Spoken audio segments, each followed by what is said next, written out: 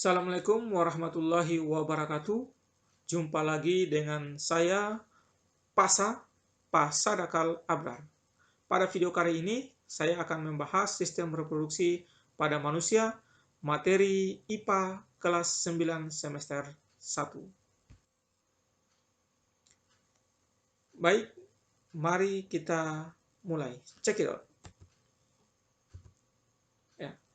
Pertemuan kali ini kita awali dengan mengetahui apa itu standar kompetensi yang dicapai. Jadi standar kompetensi yang dicapai yaitu memahami berbagai sistem dalam kehidupan manusia dengan kompetensi dasar, mendeskripsikan sistem reproduksi dan penyakit yang berhubungan dengan sistem reproduksi pada manusia.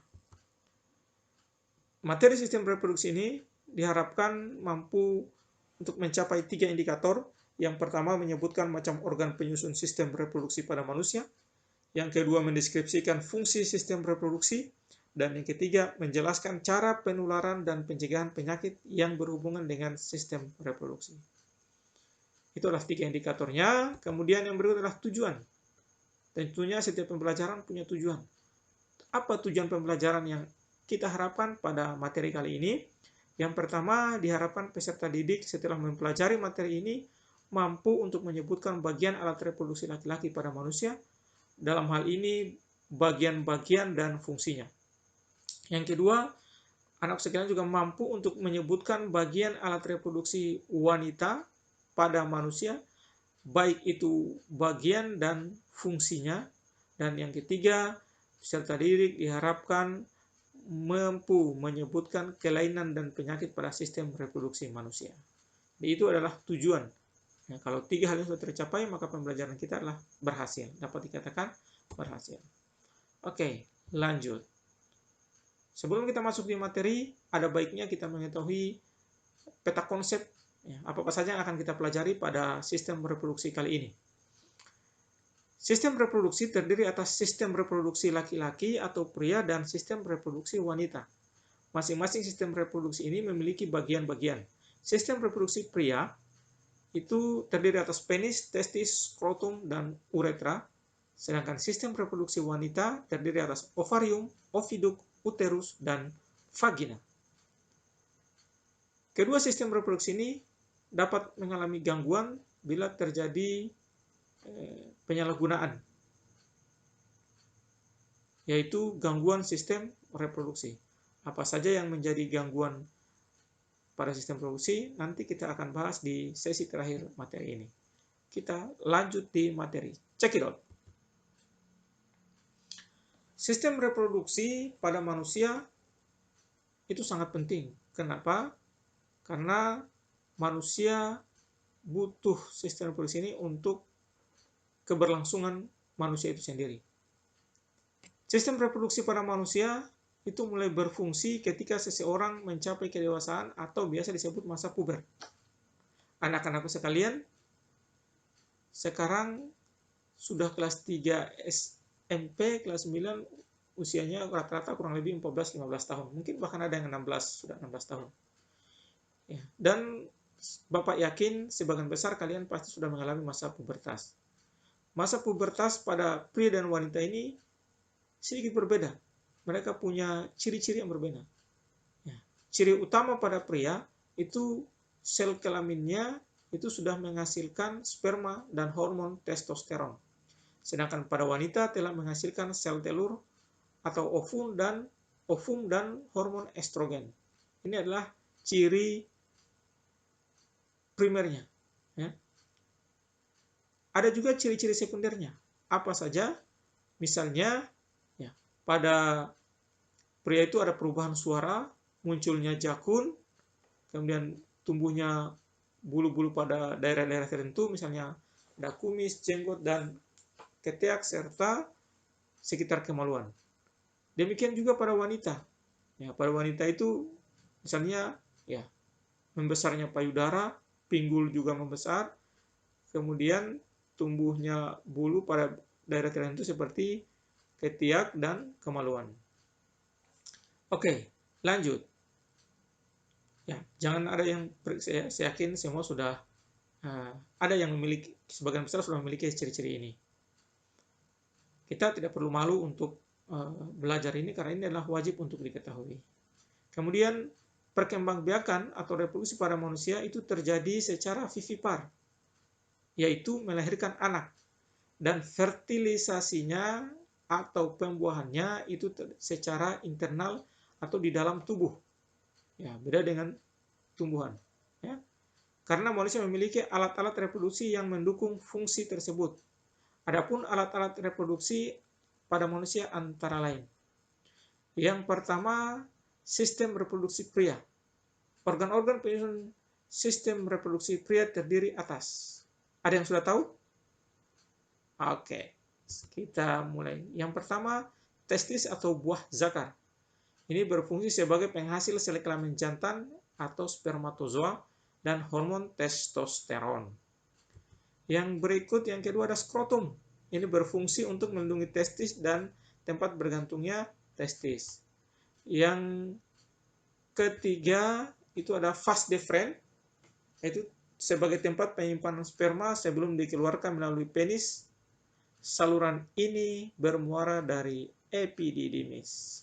Kemudian yang keempat ada epididymis, sebagai tempat pematangan sperma. Jadi sperma itu dimatangkan, ditampung dalam epididymis. Dan yang terakhir adalah uretra, berfungsi sebagai pembawa sperma dan urin keluar tubuh. Nah, itulah 5 organ penyusun reproduksi pria. Jadi sambil menonton video ini, Anda bisa sambil dicatat hal-hal yang penting. Oke, kita lanjut. Ya, terus sebelum lanjut, Bapak ingin memberikan ya. Oh ya, Bapak lupa. Ada penis, ya. Yang terakhir adalah penis sebagai saluran pengeluaran sperma dan urin. Ya. Penis ini punya bahasa daerah lain-lain, tiap daerah bahasanya lain. Tidak usah disalahartikan. Oke, ini adalah gambar alat reproduksi pria. Itu di gambarnya sudah jelas, nanti anak-anakku bisa lihat ya. Ya. Ada epididymis, vas deferens, penis, uretra, skrotum, testis, ya, digambar sangat jelas. Ya. Alat reproduksi pria ini menghasilkan sperma. Ya, ini gambar sperma kurang lebih seperti ini, dari atas kepala, badan, dan ekor. Bagaimana? Kita lanjut? Ya, bisa sekali lagi sambil dicatat sebelum kita lanjut di poin yang kedua atau bagian yang kedua, yaitu sistem reproduksi wanita. Oke, anak-anak sekalian, organ penyusun sistem reproduksi wanita itu terdiri dari, yang pertama ada ovarium atau indung telur, berfungsi untuk membentukkan sel telur dan menghasilkan hormon estrogen dan progesteron. Kemudian ada tuba fallopi atau oviduk, fungsinya sebagai tempat terjadinya fertilisasi atau pembuahan. Ada yang ketiga ada uterus atau rahim sebagai tempat perkembangan dan pertumbuhan janin. Kemudian ada vagina, yaitu organ ya untuk masuknya sperma dan keluarnya bayi. Untuk lebih jelas bisa dilihat di gambar ini. Ada mana vagina, yang mana disebut sel telur, yang mana rahim, yang mana ovarium, yang mana oviduk. Ya, di gambar ini sudah jelas. Organ reproduksi wanita ini menghasilkan sel telur atau ovum. Ya, inilah gambar ovum. Ketika terjadi kopulasi, maka pada saat terjadi perkawinan, maka sel sperma akan bergerak menuju ovum. Dan dari sekian jutaan sperma yang menuju ovum, itu nanti hanya akan ada satu yang berhasil masuk ke dalam sel telur atau ovum, dan itulah yang menjadi janin. Nanti menjadi zigot setelah terjadi pembuahan. Ya, pada kasus tertentu bayi kembar, ya berarti yang sel sperma yang masuk itu bisa 2 atau lebih. Oke, jadi sekali lagi bisa sambil dicatat. Oke, kita lanjut proses fertilisasi dan perkembangan embrio. Anak-anak sekalian, ada yang sudah tahu apa itu fertilisasi? Ya, betul sekali. Fertilisasi itu biasa disebut juga dengan proses pembuahan. Nah, jadi setelah kita mengetahui bagian gian dan fungsi alat reproduksi pada pria dan wanita. Selanjutnya kita akan membahas proses pembuahan dan perkembangan embrio. Yang pertama, fertilisasi. Fertilisasi adalah peristiwa peleburan antara sperma dan ovum yang terjadi di tuba falopi atau oviduk. Saat fertilisasi berlangsung, hanya kepala sperma yang mengandung inti sel yang akan masuk ke dalam dinding sel telur, sedangkan ekornya akan tertinggal di luar. Sel telur yang telah masak akan dilepaskan dari ovarium. Pelepasan telur dari ovarium ini disebut ovulasi. Ya, ovulasi adalah peristiwa lepasnya ovum dari ovarium. Kemudian ovum tersebut akan ditangkap oleh rumbai-rumbai pada corong tuba falopi atau oviduk, dan di sini ovum menunggu sperma untuk terjadi proses fertilisasi. Ya. Jadi sekali lagi, fertilisasi itu adalah peristiwa peleburan antara sperma dan ovum di tuba falopi atau oviduk. Bagaimana prosesnya? Ini dia. Jadi ketika sel sperma dan sel telur telah bergabung, telah melebur, maka akan membentuk zigot. Ya. Zigot yang terbentuk ini akan bergerak terus menuju uterus sambil ya, bukan sambal. Jadi akan bergerak menuju uterus sambil membelah diri menjadi 2, 4, dan 8. Jadi pembelahannya ini akan terjadi secara mitosis dan meiosis. Dia akan terus membelah. Saat embrio sudah mencapai 32 sel, ia akan berbentuk seperti buah arbei dan disebut sebagai morula. Embrio yang sudah mencapai 32 sel itu disebut morula. Lalu akan berkembang menjadi, dalam perjalanannya akan berkembang menjadi blastula. Dan sel-sel bagian dalam membentuk bakal janin atau embryoblast. Bagaimana? Sampai sini paham? Oke, nanti kalau ada yang tidak paham bisa kita lanjut di sesi tanya jawab melalui chat, WA, atau Messenger. Oke, lanjut. Jika ovum tidak dibuahi oleh sperma, maka ia akan meluruh keluar dari rahim dan mengikis dinding rahim yang menebal sehingga menyebabkan menstruasi atau haid pada wanita. Jadi wanita-wanita yang belum menikah itu setiap bulan akan mengalami menstruasi atau haid. Kenapa? Karena ketika masa suburnya tiba, itu dinding rahimnya akan menebal.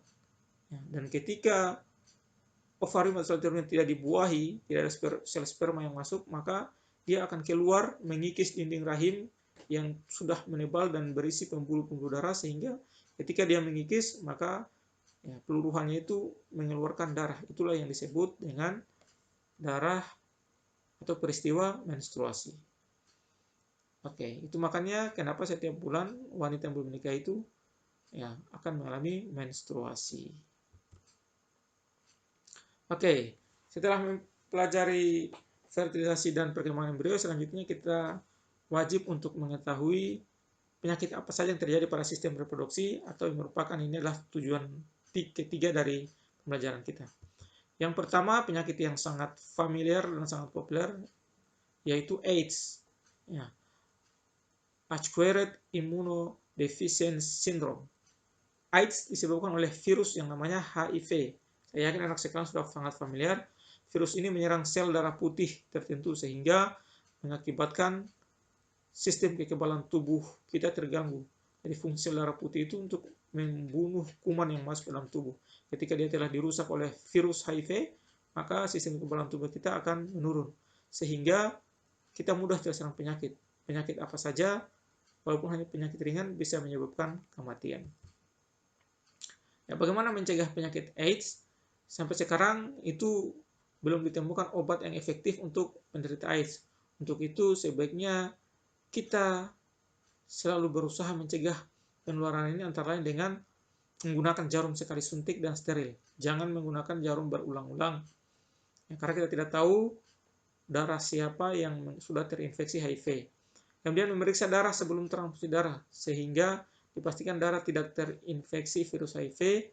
Dan yang ketiga, hanya melakukan kontak seksual atau hubungan pasangan dengan pasangan yang sah, ya, sehingga tidak tertular dari virus HIV ini. Yang berikut penyakit pada sistem reproduksi yang kedua ada gonorea atau kencing nanah. Penyakit ini disebabkan oleh bakteri Neisseria gonorrhea yang dapat ditularkan melalui kontak seksual. Gejalanya terasa sakit pada saat urinisasi atau buang air kecil. Kadang-kadang urin mengeluarkan darah. Jika penderita gonorrea tidak terobati, dapat merusak saluran reproduksi, yaitu saluran sperma pada pria dan saluran tuba falopi pada wanita. Jadi gonorrea ini dapat terjadi pada pria dan wanita. Ya, makanya penting untuk selalu setia dengan pasangan nanti ketika kalian sudah berumah tangga. Oke ya. Lanjut, yang ketiga ada namanya penyakit sifilis atau biasa dikenal dengan raja singa. Sifilis disebabkan oleh sejenis bakteri Treponema pallidum. Ya, penularannya melalui kontak seksual juga. Bayi yang dilahirkan dari ibu penderita sifilis, tanda-tandanya ada luka pada alat kelamin. Jika tidak segera diobati, dapat merusak sel otak, melumpuhkan tulang, dan merusak jantung dan pembuluh darah. Jadi semua jenis penyakit kelamin ini tentunya sangat berbahaya. Kemudian yang keempat ada herpes genitalis. Penyakit herpes genitalis ini disebabkan oleh virus herpes simplex. Ciri-cirinya munculnya bintil-bintil berkelompok pada kemaluan yang hilang dan timbul, tapi akhirnya menetap seumur hidup. Ya. Semua penyakit ini dapat kita cegah, ya, dengan cara antara lain, yang pertama, memberikan penjelasan bahaya penyakit kelamin dan bagaimana cara pencegahannya, termasuk melalui sistem pendidikan seperti sekarang. Anak-anakku dapat mengetahui sedini mungkin sehingga dapat mencegahnya.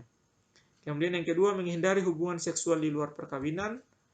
Yang ketiga, menjaga kesehatan sistem reproduksi dengan cara sering mengganti pembalut pada wanita yang sedang menstruasi.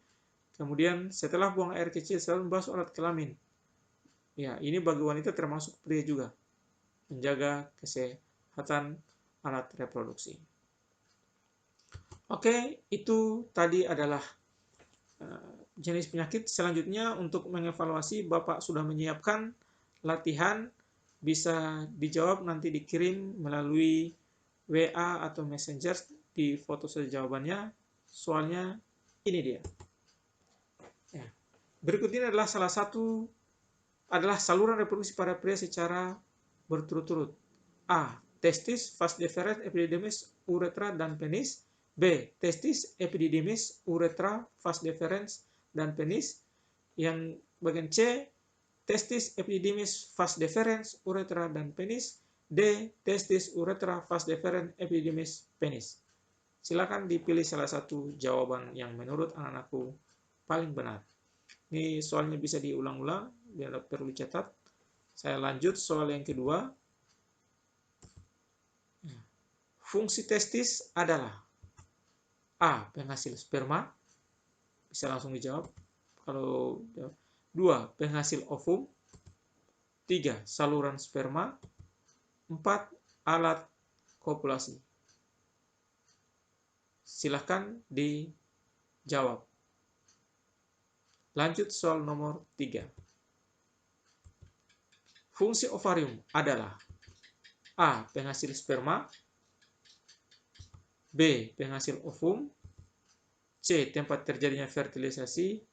Dan D. Tempat pertumbuhan zigot. Lanjut soal yang keempat. Peristiwa pelepasan ovum dari ovarium disebut A. Menstruasi. Sekali lagi bisa langsung jawab ya kalau jawaban yang betul. B. Fertilisasi. C. Ovipar. D. Ovulasi. Silahkan pilih salah satu jawaban yang paling tepat. Kita lanjut soal kelima atau soal yang terakhir. Jadi Bapak di sini hanya menyiapkan 5 soal ya. Nanti kita lanjutkan atau anak-anak sekalian bisa mencari soal-soal lain yang berhubungan dengan sistem reproduksi. Soal yang kelima. Oh, sorry ya, Bapak lupa ya. Harusnya soal yang kelima ya. Ini.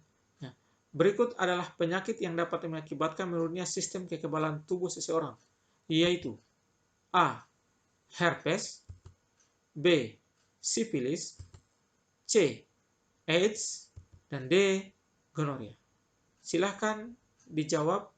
Sekali lagi jawabannya bisa dikirim via WA atau Messenger. Di foto saja. Demikian pembelajaran kita hari ini. Selamat belajar dan tetap semangat walaupun tanpa harus bertatap muka. Semoga video ini bisa menjadi solusi belajar bagi anak sekalian pada materi sistem reproduksi pada manusia. Demikian, billahi taufiq wal hidayah. Assalamualaikum warahmatullahi wabarakatuh. Sampai jumpa di video berikutnya. Jangan lupa like, comment, subscribe, dan share. Semoga selalu bermanfaat. Sampai